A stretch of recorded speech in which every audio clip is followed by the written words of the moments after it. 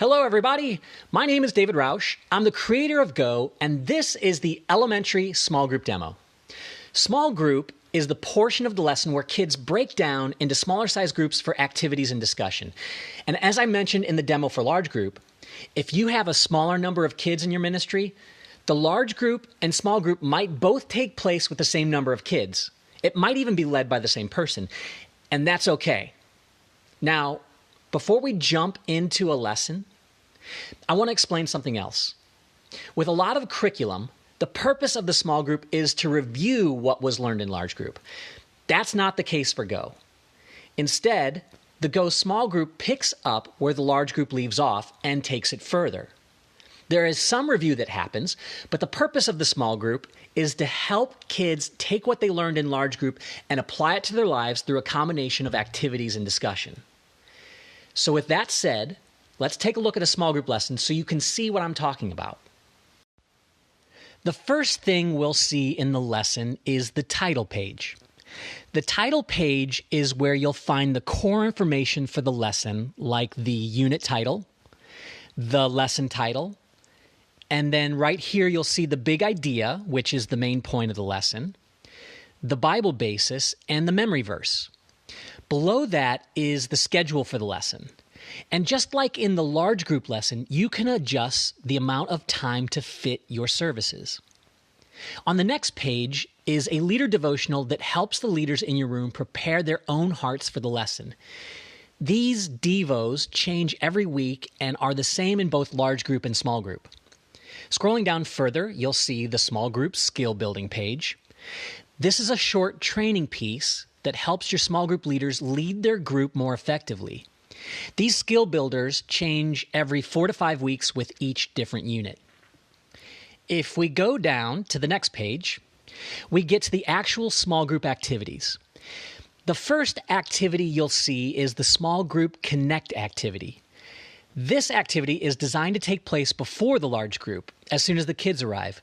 The purpose of the activity is to help kids develop community within their group and to get them thinking about the topic for the day. Now, there are a lot of churches whose service flow doesn't allow them to do the connect activity, and that's okay. The rest of the lesson isn't dependent on this activity.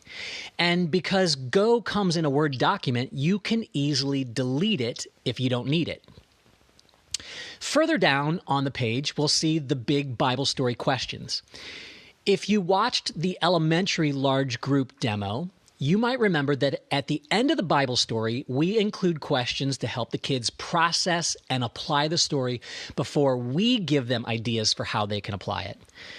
We include those questions in the small group lesson because hopefully your small group leaders are sitting with the kids during large group and they can help facilitate that discussion. Again, this is one of those parts of the lesson that some churches use and some don't. So if you don't need it, you can delete it. On the remaining pages are the activities that take place after the large group lesson is over. The first activity is an application activity. The purpose of it is to take what kids learned in large group and help them apply it to their lives. In most of the activities, not only do we include directions for the leaders on what to do, we also give them an idea of what to say. This is good for any leader, but it's especially good for leaders who are less confident on how to lead kids through an activity like this. This particular activity has a boat template for each of the kids. Whenever there's a printable material like that, you can find it in the small group resource folder. You can also see all of the supplies needed for the activities in the small group section of the supply list. For example, on this list, you can see the Floating Through Fears activity that we're looking at requires the boat template, crayons, scissors, tape, and a plastic bin. Okay, going back to the lesson, I want to point out one more thing in this application activity. With just about every activity, there's either a question or some sort of discussion topic. The game or activity is important because that's what captures the kids' attention, but the game or activity is really just a springboard for discussion. In order for the kids to really understand and apply the lesson, they have to talk about it. And that's what the questions are designed to help them do. The next activity is always a Bible memorization activity. And just like the name says, this activity helps kids memorize the Bible verse for the day. And to illustrate what I was saying earlier, even the Bible memory activity has a question to help kids talk about ways to apply this verse to their life. Last, but certainly not least, is the prayer activity.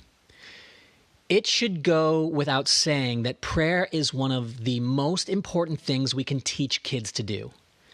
We also want to teach kids that prayer is more than just asking God to give us things or to do things for us. You can see that this activity is an artistic way of helping kids think about things they can thank God for. Sometimes the prayer is about asking God for stuff, but sometimes it's about thankfulness or about praising God or a prayer of confession. And with that, we are at the end of the elementary small group demo. As usual, if you want a more customized demo, go to the Go website and click the button that says Request a Demo. During a live demo, we can find out more about you and your ministry and help you figure out how the small group lessons can help the kids in your church grow in their faith. As usual, thank you for joining me. Take care and God bless.